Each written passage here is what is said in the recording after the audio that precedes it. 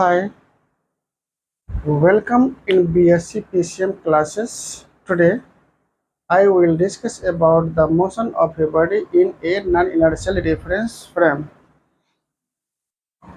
अब हम क्या करते हैं, इसमें दो रेफरेंस फ्रेम लेते हैं। एक रेफरेंस फ्रेम रेस्ट में होता है और दूसरा रेफरेंस फ्रेम मोशन में होता है। इसको हम लोग ऐसे मान लेते हैं जो रेस्ट में होता है और दूसरा रेफरेंस फ्रेम मोशन में होता है। इसको हम मान लेते हैं एस डैश और ये moving with an acceleration vector A. मान लेते हैं पी एक बॉडी है, ये आपका मार्स पर है। इसको हम मून पर लेते हैं ओ डैश और इसको हम अर्थ पर लेते हैं। ये आपका कैपिटल आर, ये स्मॉल आर डैश और ये स्मॉल आर।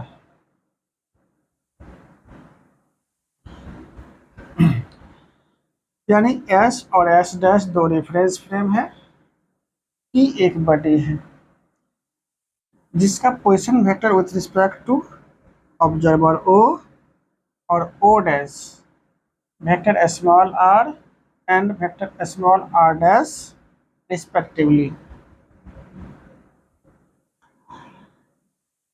और फिर ऑब्जर्वर ओ डैश का position vector with respect to observer O is vector capital R. अब हम क्या करते हैं, इस तीनों के बीच एक रिलेशन निकालते हैं from addition of vectors, from addition of vectors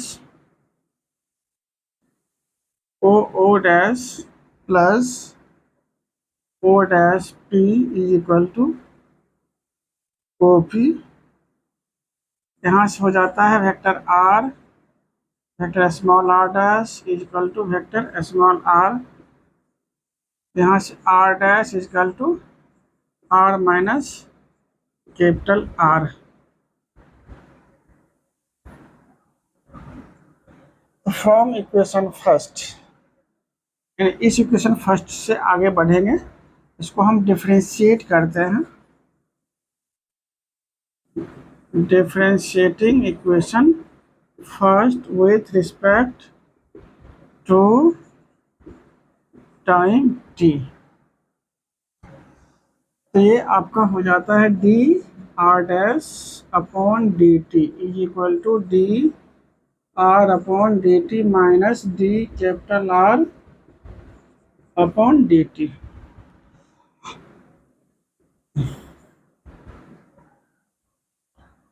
और यहाँ से D R dash upon D T represent करता है velocity of body P with respect to observer O dash. D are upon D T represent करता है velocity of body P with respect to an observer O.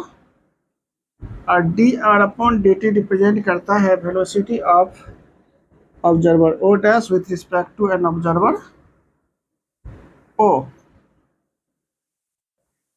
अब हम लोग क्या करते हैं, फिर इसको डिफरेंशिएशन करते हैं टाइम के रिस्पेक्ट में। Again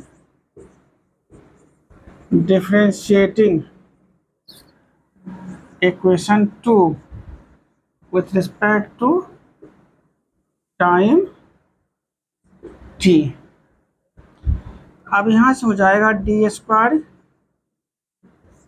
vector small are dash upon D T का whole square is equal to D square R upon D T का whole square minus D square capital R upon D T का whole square. Equation number 3। अब यहाँ से यह जो term represent करता है वह एक्सीलरेशन को रिप्रेजेंट करता है, और ये acceleration of body p with respect to an observer o dash. उसी तरह से यह टर्म भी एक एक्सीलरेशन को रिप्रेजेंट करता है, जो यानी the acceleration of body p with respect to an observer o। और ठीक उसी तरह से यह एक एक्सीलरेशन को रिप्रेजेंट करता है जिसमें कि जिसका एक्सीलरेशन यानी o डैश का एक्सीलरेशन o के रिस्पेक्ट में है। अब हम लोग क्या करते हैं, इसमें हम मास से मल्टीप्लाई करते हैं। जब हम मास से मल्टीप्लाई करेंगे तो यह एक फोर्स को रिप्रेजेंट करेगा।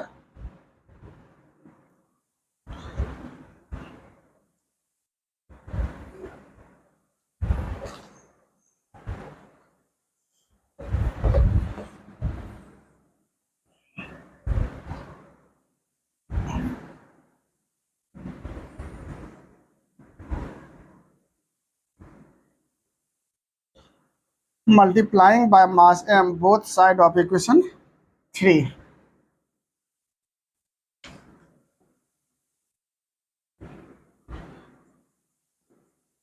Multiplying by mass m both side of equation 3।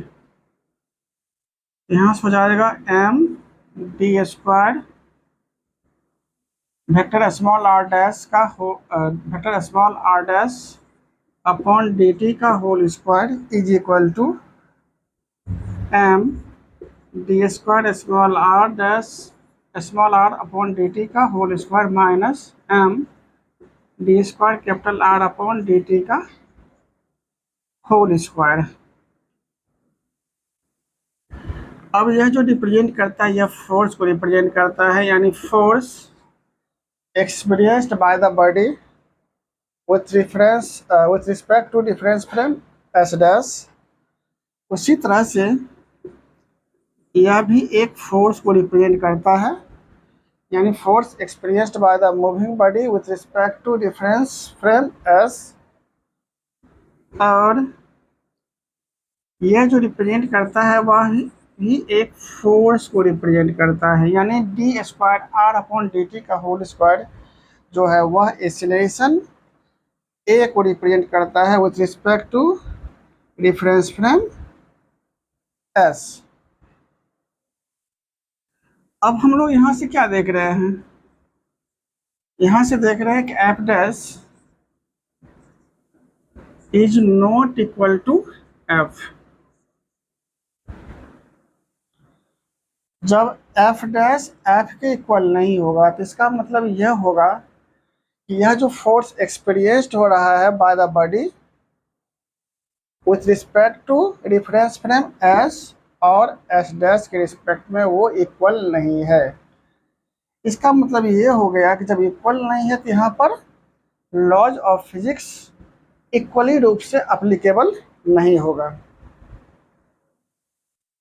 जब इक्वली रूप से अप्लीकेबल नहीं होगा तो यहाँ पर क्या करना होगा, यहाँ पर एक एडिशनल फोर्स जो ये काम कर रहा है due to acceleration of the reference frame वह उसको इंक्लूड करना होगा। यानी यहाँ पर हम लोग जो लिखेंगे F dash is equal to F plus minus M A minus M A. यहाँ पर माइनस एम ए को कहते हैं रिवर्स इफेक्टिव फोर्स, जिसको हम लोग कहते हैं सूडो फोर्स। यानी इस इक्वेशन के अकॉर्डिंग हम लोग यह कह सकते हैं कि द लॉज ऑफ फिजिक्स, यानी जो फिजिक्स का रूल है वह इक्वल रूप से लागू नहीं होगा। अब हम जैसे एग्जाम्पल में चलते हैं।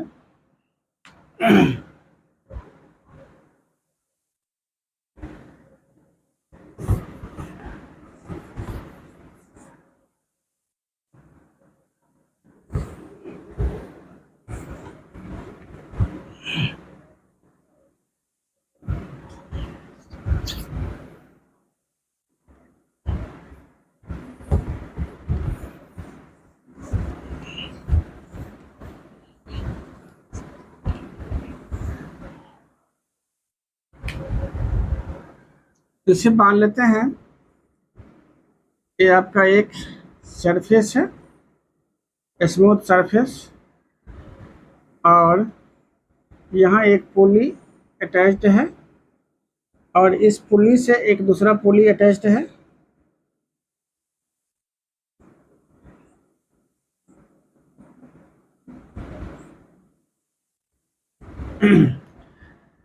अब यह जो पुली है वह इनर्शियल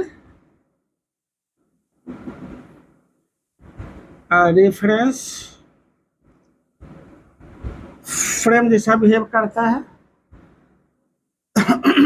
यदि इस पुली में एक्सेलरेशन ए होगा, ए, तो यह पुली नॉन इनर्शियल रेफरेंस फ्रेम जैसा बिहेव करता है, और जिसके कारण कि इस बॉडी पर यदि इसको हम मास m लेते हैं, यहाँ पर मास स्मॉल m1 लेते हैं और स्मॉल m2 लेते हैं, तो चूंकि यह आपका नॉन इनर्शियल रेफरेंस फ्रेम जैसा बिहेव करता है, इसीलिए इस बॉडी पर और इस बॉडी पर एक रिवर्स इफेक्टिव फोर्स काम करेगा जो इसके डायरेक्शन यानी इस पुली का जो डायरेक्शन होगा उसके डायरेक्शन के अपोजिट काम करेगा। यानी यहाँ पर जो फोर्स काम करेगा वह इसके अपोजिट काम करेगा, इस तरह से। ठीक उसी तरह से जब हम एक दूसरा रेफरेंस फ्रेम लेते हैं, जैसे मान लेते हैं कि ये आपका एक इंक्लाइंड प्लेन है और ये इंक्लाइंड प्लेन है, यह मूविंग है विथ एन एक्सीलरेशन ए। जब यह इंक्लाइंड प्लेन मूविंग होगा विथ एन एक्सीलरेशन ए, तो इस बॉडी पर यानी इसके सरफेस पर यदि हम कोई बॉडी को रख दें, तो इस बॉडी पर जो फोर्स काम करेगा वह सूडो फोर्स काम करेगा और उसका डायरेक्शन जो होगा वह इसके डायरेक्शन के ऑपोजिट होगा। तो इस तरह से हम लोग इनर्शियल और नॉन इनर्शियल को रेफरेंस फ्रेम को अलग अलग तरह से समझ सकते हैं। यानी ये जो आपका ये जो बॉडी है यह आपका नॉन इनर्शियल रेफरेंस फ्रेम जैसा बिहेव करता है, नॉन इनर्शियल रेफरेंस फ्रेम जैसा बिहेव करता है। तो इस तरह से हम लोग बहुत सारे प्रॉब्लम्स में हम अप्लाई कर सकते हैं। तो आज तो हम लोग इतना ही, फिर नेक्स्ट क्लास में एक न्यू चैप्टर लेकर के आएंगे। Thank you.